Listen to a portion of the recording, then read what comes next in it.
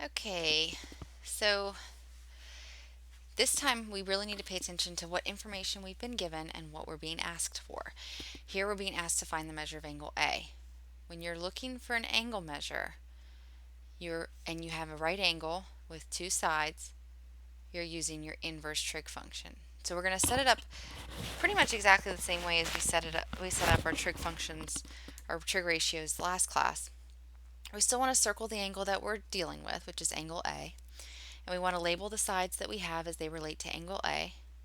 So this is my opposite because it's across from angle A. And this is my hypotenuse because it is across from the right angle. And then we review our trig functions, which trig function has an O and an H in it. And that would be sine, an O and an H.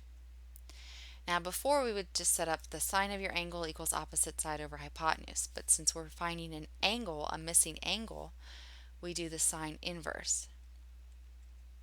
Just like you have the superscript here of a -1, just like you have, if you have 30 degrees, you have the symbol for degrees. It sits above the number. This should remind you that when you're looking for an angle, you use the -1 for the sine function. So the inverse sine function of your opposite side over your hypotenuse is going to equal your missing angle. So then we fill in everything. Your sine inverse of opposite side over hypotenuse, so 18 over 27 equals your angle. In this case, we're looking for angle A. And now we just use our calculator. And I'm really excited today because I found out how to change the color of my calculator and I wanted it to be blue. Yep. So we double check to make sure that we're in degree mode. That's here under mode and then degree. Go ahead and exit out of there. Second mode quits you out of there. And we just type in exactly what we see here and it'll give us angle A. So to get the inverse function, that's above the sine. So right here, sine -1. So you press second sine, you see sine -1 of 18 over 27. And that will give you your angle measure. So the measure of angle A. Now, here's the other tricky part. It really doesn't matter if you round to the nearest tenths or whole number, but for our purposes, we're going to round angle measures to the nearest whole angle. So instead of 41.8 degrees, we're going to take this to 42 degrees. So that gives us the measure of angle A. And the reason we do 42 instead of 41.8 is because you don't usually do or see decimals when you're using angle measures. These are usually represented as the nearest whole number. So I would like for you to try the next example. Find the measure of angle B. So again, circle the angle, label the sides as they relate to angle B, and then set up your inverse trig function because angle B is a missing angle. So pause the video and see if you get the same answer as me.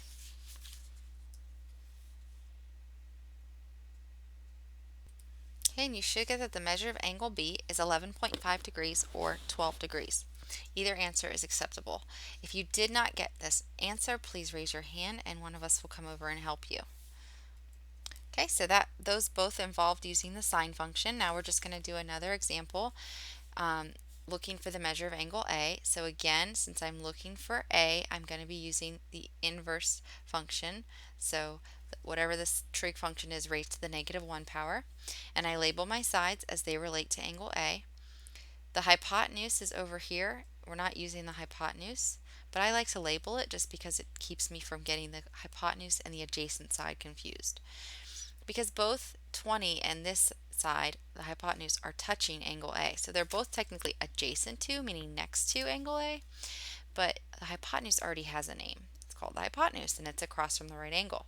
So 20 is the adjacent side, side AC.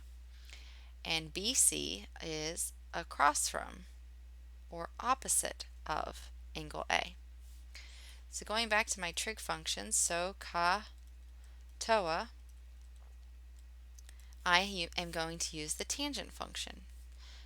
O and A, O and A.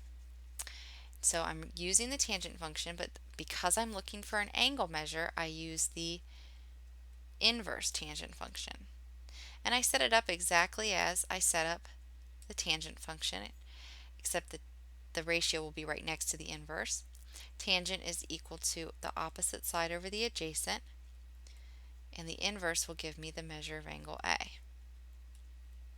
So now I set up my ratio, tangent inverse, opposite, which is 6, over adjacent, which is 20, will equal the measure of angle A. And let me get out my calculator here. Blue, nice and pretty.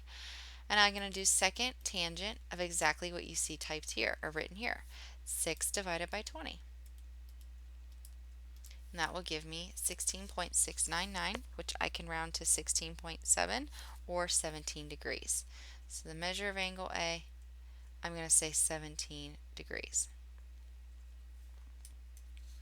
Okay, now at this point, if we have a right triangle and any two pieces of information, we should be able to solve for any angle or any side that's missing, as long as we're given two pieces of information other than the right angle.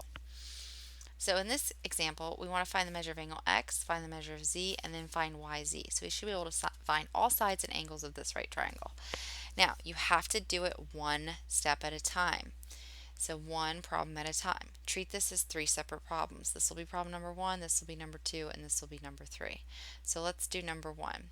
Number 1 is asking us to find x, which is a missing angle in a right triangle given two sides. So that means that I'm going to use the inverse trig function. So I'm just going to put a little -1 power here to remind me. So I label the sides as they relate to x. This, of course, is the hypotenuse. It's across from the 90-degree angle, and this would be the adjacent side. So I have an a and an h. That means I'm using the cosine function. And because I'm looking for a missing angle, I do cosine inverse. And cosine inverse equals adjacent over hypotenuse, or 15 over 25, and that will give me my missing angle, angle x. So then I get my calculator out. Whoa, it's pink. How awesome. Get my calculator out, and I'm going to do the second cosine of 15 over 25. And that will give me the measure of angle x. I'm going to round that to 53 degrees. So the measure of angle x equals 53 degrees. I'm going to put that here. And I'm going to erase this a, this circle, and this h. The second question said to find the measure of angle z. And this time, I don't need to use any trig because now I have 1, 2 out of 3 angles in a triangle. So I can find the third angle by using the triangle sum theorem. If I've already used 90 degrees, that means of the 180 degrees possible, so I would subtract 90 and 53. Look at that orange. How exciting, all the colors. So I would take 180 degrees and I would subtract 90 and I would subtract 53, and that would give me 37. So subtract 90, subtract 53, and that gives me 37. So the measure of angle z is 37 degrees. And then for the last step, I'm looking for side YZ, given 1, 2 out of 3 sides of a right triangle. So that means I get to use Pythagorean theorem.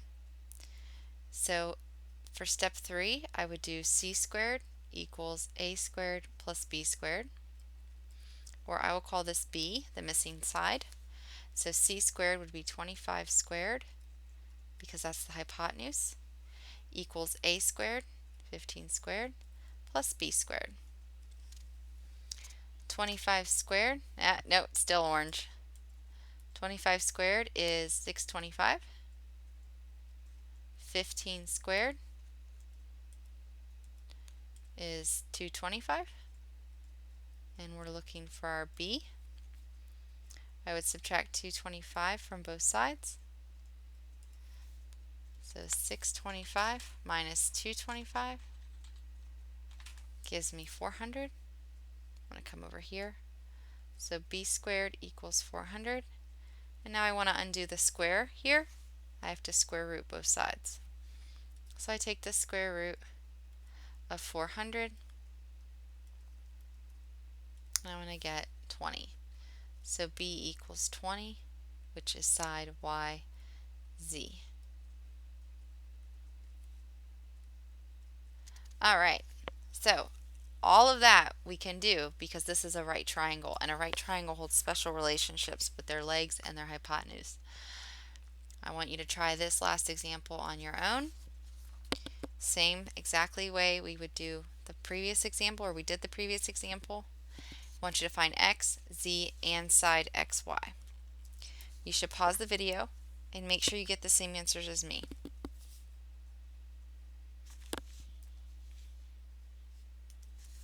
Okay, you should have gotten the measure of angle z is 44 degrees, x is 46 degrees, and xy is 9.8. And that is to the nearest tens place. If you did not get any of those answers, please raise your hand and let one of us know. Otherwise, you are working on your exit quiz. And the exit quiz is on right triangles and trigonometry.